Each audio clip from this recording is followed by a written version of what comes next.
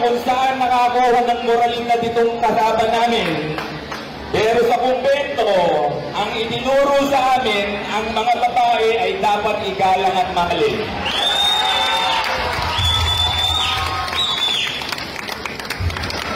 Mukhang nagkulang sa pangaral, kaya puro kayabangan ang nakikita ko. Para sa mga solo parent ng Pasig.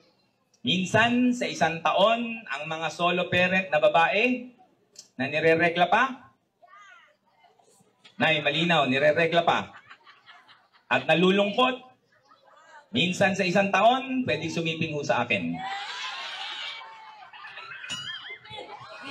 Yun nung interesado, magpalista na ho rito sa mesa sa gilid. Okay mga kabads, mga kaibigan, welcome back to another content. And for this video, ang pag-uusapan po natin ay ang bad joke na sa tingin ko po ay nagkaroon ng political, masasabi nating quite the downfall pagdating sa election na to. Of course, meron pa naman bawi yan in the future, pero sa tingin ko ngayon talaga, this will leave a sour taste sa mga botante.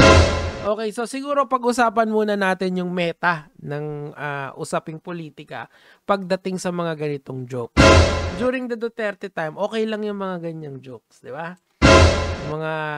Yung mga crass humor na tinatawag, it's all good kasi yung leader mo ganyan magpatawa, so lahat ng mga politiko sumusunod sa ganyan. Now, hindi na kasi meta yan. Ang meta ngayon sa Pasig, di ba? Vico Sotto is the king. Pinaranas kasi ni Vico Sotto na pwede pala yung tinatawag na good governance.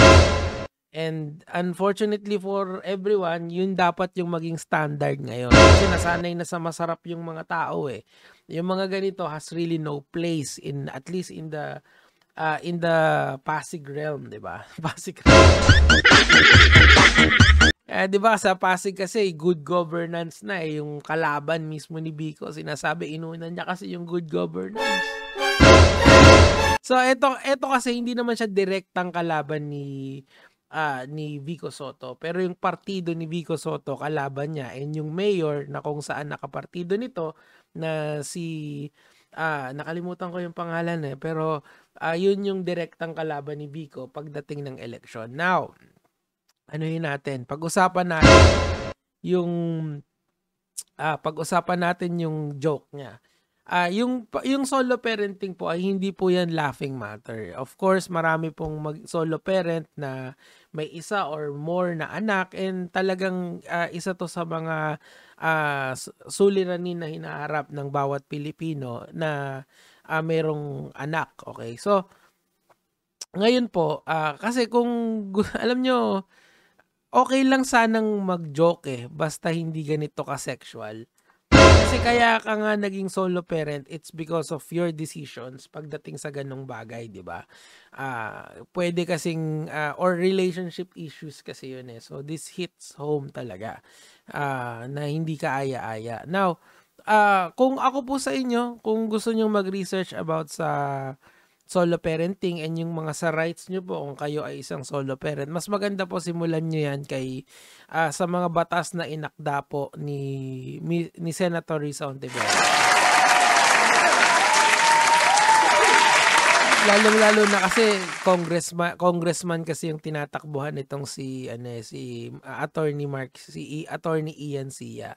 And hindi maganda talaga tong joke na to pagdating sa mga solo parent. Now, after nito, meron pa siyang isang banat. Paparinig ko sa inyo. Facebook dito, nakita niyo na po. Di po ba? Wag po kayong magalit sa akin, magalit po kayo sa gumawa ng video. Meow, meow, meow. Tuloy lang natin. Dahil, kasama ko ang mga konsihal, nagjo-joke po ako. Sa mga staff po namin, meron din po kami mga kasamang solo parent. Kung meron pong maling akong sinasabi, automatic sasabihin ho ng mga kasama ko. Ang nakita ho dun sa video, yun lang ho sinabi. Pero yung reaksyon ng tao, hindi ho pinakita na tumawa. Yun lang po ang purpose nun joke. Dahil pag nagsasalita po ako, typical ho, mahaba na ho, marami na ho nakapagsalita. So yung mga tao na ay inip na, ayaw nang makinig. So, ginugulat ko lang ho ng joke. Para yung attention ho, napupukaw, maintindihan ho yung kailangan nating ipaliwanag. So, alam mo, agree ako dito kay FTTM eh. Parang nag-gaslight ka nga talaga. Ano ba ibig sabihin nun? Parang ikaw pa yung mali. Mali yung intindi mo doon sa joke or ni-upload mo. Siya yung nagsalita, pero kasalanan mo. Well, to be fair naman kay Attorney Sia, it was a joke. Pero ang problema lang, nasa election cycle kasi tayo eh. And ang binoboto natin ay mga mambabatas na okay lang sanang seryosohin natin yung mga problema dito sa ating bansa. Again, tapos na kasi yung meta na okay lang mag-joke ng bastos yung politiko. Kasi nga lalong-lalo na sa Kapasigan. Dahil sa Pasig kasi maayos yung gobyerno dyan. Nasanay sila ng maayos. So, I don't think na ito ay papasa sa mga Pasigenyo. And lalong-lalo na ngayon sa mga Gen Z, hindi na talaga uso yung ganyang joke na yan. 'Di ba? Ang mga Gen Z kasi ngayon, very sensitive sila sa information. And with the dawn of the internet, talagang samot-sari ang mga information na makukuha dyan. Siguro, pag nag-guest siya sa isang stand-up comedy, pwede yan. Pero dito, hindi. Sunod na natin. So after nyan, meron pa, kumbaga nag-double down siya dun sa sinabi niya na, alam mo yung crass humor ba?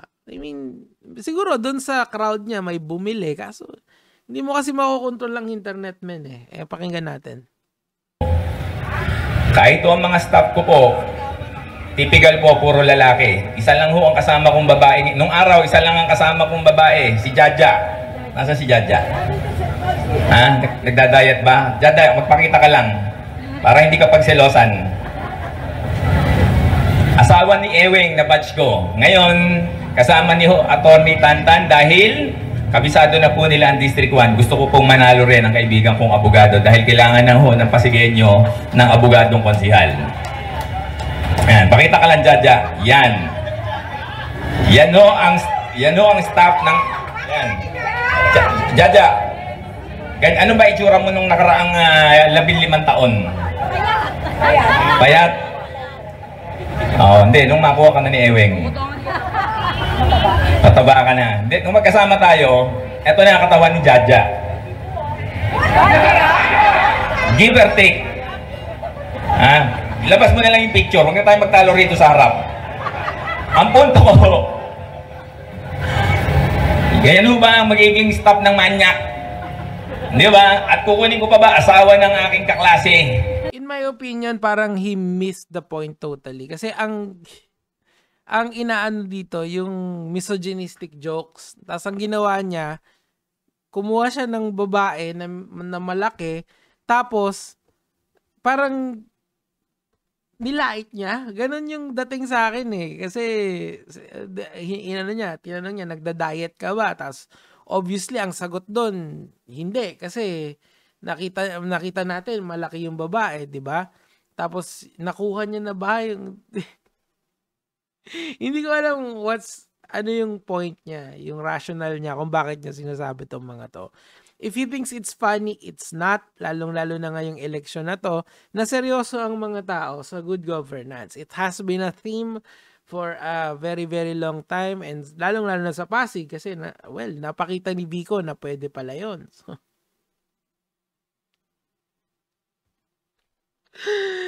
ay. So after nung insidente na yon, nagpa-press con siya finally, and siguro cooler heads will prevail kasi nga nakita niya na yung backlash grabe na, and nag-relent na rin si attorney, and he made an apology tour through a press con. Pakinggan natin. Ito is yung pong aking paghingi ng patawad at paumanhin sa mga higit lalo na po sa mga solo parents na nasaktan sa aking biro.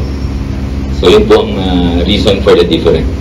Gusto ko pong maipahayag at makita po ng publiko na tayo po ay sincero po na humihingi po ng dispensa.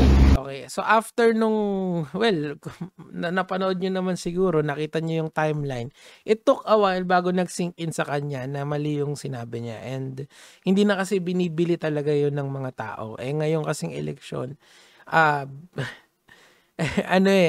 liniligawan mo yung tao para sa boto nila. And I don't think yung joke na yun would help him on his cause. Now, he did apologize. Well, palakpakan natin siya doon. It's a good thing na nag-apologize siya doon.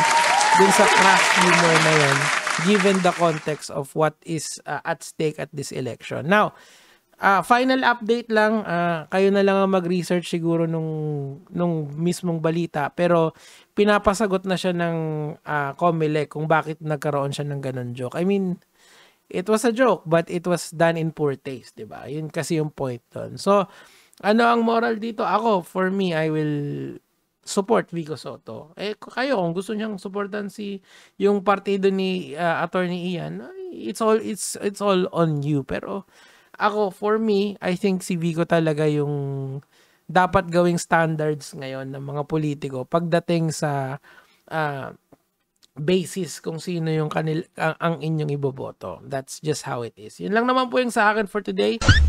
Gege mga lods at mga solo parents.